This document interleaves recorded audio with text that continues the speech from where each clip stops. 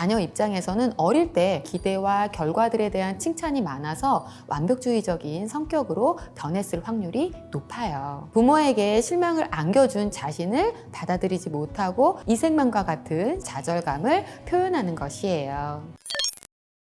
안녕하세요. 여러분의 행복한 가정을 도와드리는 상담 11년차가 된 아동청소년 심리상담가 최리라입니다. 오늘은 부모 자녀 사이의 갈등이 왜 생기고 자녀의 입장과 고민들을 함께 나눠보도록 할게요. 부모 세대와 자녀 세대가 어떻게 다른지 간단한 퀴즈를 풀어볼까요? 학교에서 아이가 혼자 밥을 먹어야 하는 상황, 먹을까요? 먹지 않을까요? 공부도 하고 학교 생활도 하려면 배고프니까 밥을 먹어야지. 좀 혼자 먹으면 어때? 라고 우리 부모님들은 생각하시죠. 하지만 자녀 입장에서는 친구도 없는 애처럼 혼자 밥을 먹는 건 정말 싫어. 내가 왕따도 아니고 라고 생각하게 돼요. 추운 날씨에 크롭티를 입는다고 하는 아이. 입으라고 할까요? 입지 말라고 해야 할까요? 아니 날도 추운데 감기 걸리면 어쩌려고 배를 드러내다니. 내 친구들 다 크롭티 입고 지금 얼마나 멋지게 하고 다니는데 그 분위기를 따라가지 않으면 나는 친구들과 어울릴 수 없다고. 이러한 부모 자녀의 세대 차이는 어쩌면 당연한 걸 거예요. 사실 부모님들이 상담실에 오시면 내려놨다라고 많이 말씀하시는데 이 내려놓음이라는 표현이 자녀를 포기했다,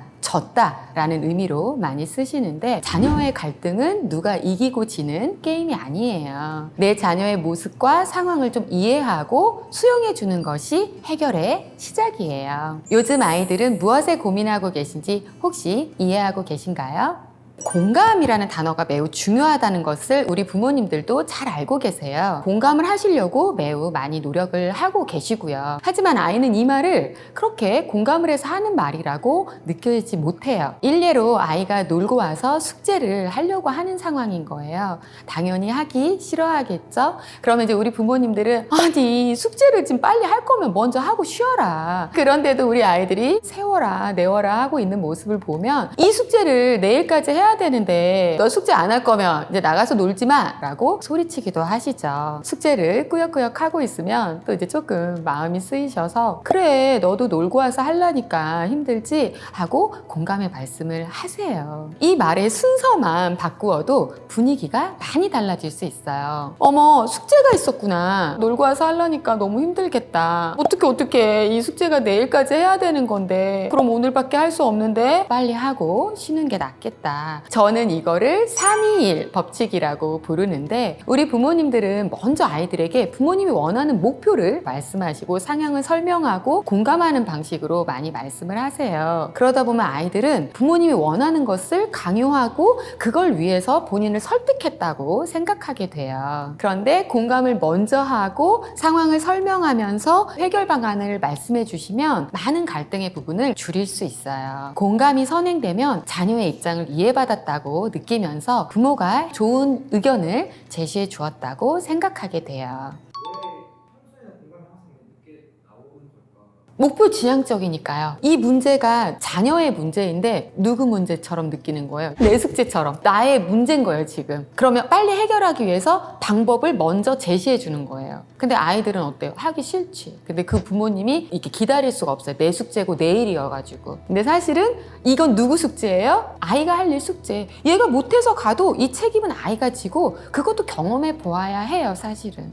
아이들의 행동을 수정하고 또 좋은 방향으로 이끌기 위해서는 상과 벌을 활용하는 것은 필요한 부분이에요. 하지만 부모가 요구하는 것을 들어주는 것에 대가가 따르는 딜은 위험한 달콤함이에요. 처음에는 행동을 좀 교정하는데 굉장히 쉽고 빠르기 때문에 한번 쓰면 자주 쓰게 되는데 나중에는 딜이 없이는 부모님이 원하는 행동을 하지 않게 되기도 하고 무엇보다 제가 딜을 하면 안 된다고 말씀드리는 이유는 부모의 사랑도 의심하기 때문이에요. 제가 상담하는 케이스 중에는 학교에 자주 빠지는 아이에게 핸드폰을 사주는 대신에 학교에 빠지지 않기 같은 조건으로 딜을 하셨어요. 학원을 가는 조건으로 다시 핸드폰을 주시고 숙제를 하는 조건으로 용돈을 주시고 하는 게 반복되게 돼요. 문제는 이런 일이 계속되면 자녀는 부모가 온전하게 나를 사랑하는 것이 아니라고 느끼고 부모님이 원하는 모습일 때만 사랑한다고 경험하게 돼요. 부모 마음에 들지 못하는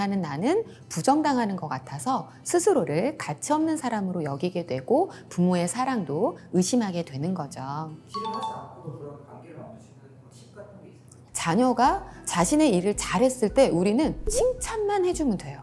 잘했어. 너무 훌륭해. 너 힘들었을 텐데 그래도 그 시간까지 이렇게 했다. 너무 기특해. 이거면 충분해요. 부모님들은 이제 그렇게 안 하니까 하게 하려고 하는 거 아니에요 라고 이제 말씀하세요. 안 했어. 그럴 때 우리가 해야 되는 건 격려하는 거예요. 맞아, 힘들지. 근데 이거 우리 이렇게 해보면 좋겠다. 격려하고 아이가 할 수 있도록 기다려주는 거예요. 근데 우리 부모님들이 이 딜을 하는 이유는 이 기다려주고 버텨주는 것을 너무 어려워하세요. 그래서 이 기다려주고 버텨주는 것을 해주시는 부모가 되기를 항상 제가 강조드려요.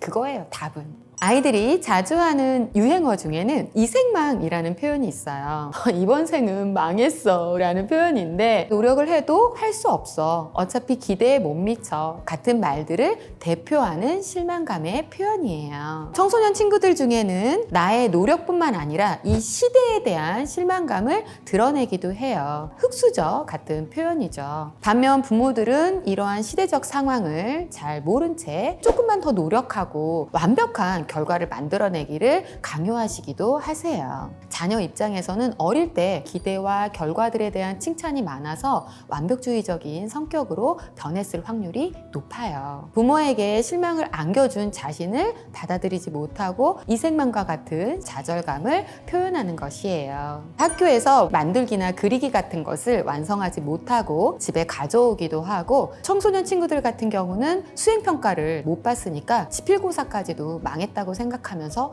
다 포기해버리는 모습을 보이기도 하고요. 부모의 기대에 맞춰서 성장한 자녀들도 성인이 되었을 때 자신의 삶에 허무함과 아쉬움을 느끼고 아파하시는 분들을 많이 보게 됩니다. 우리나라 부모님들은 자녀의 대학 진학 결과에 따라 삶의 만족도가 달라진다는 연구 결과가 있어요. 이 결과가 굉장히 재밌는 게 외국에서는 없는 결과, 우리나라에만 있는 결과예요. 얼마나 자녀의 학업 성취에 본인의 행복과 슬픔을 막 맛보는지를 알 수 있는 결과이기도 해요. 자녀의 삶하고 나의 삶이 좀 분리가 되지 않으면서 내가 원하는 것들을 많이 요구하게 되어지는 경향이 있어요. 우리 막 이런 말 있잖아요. 99개 잘하고 1개 못하면 못한 거다. 저희 때는 그런 걸 정말 많이 듣고 자란 세대예요. 그리고 이게 유전적이라고 생각하신단 말이죠. 아빠도 약간 완벽주의적인 그게 있는데 그걸 닮은 것 같아요 라고 부모님들이 말씀을 하세요. 근데 사실은 완벽주의는 환경으로 만들어지는 것이거든요. 완벽주의적인 성향으로 부모님들이 만들어 놓으시고 이제 애가 너무 완벽주의적인 성향 때문에 학업이나 생활에서 막 어려움을 보이니까 이제 와서 야 그러지 않아도 돼 라고 막 말씀하신단 말이죠. 완벽주의적인 성향이 되기 위한 베이스는 애정결핍. 애정결핍이 이 안에 사실은 녹아 있어요. 말 그대로 애정을 빨리 받고 싶은 거잖아요. 근데 아이들이 느끼는 애정의 포인트는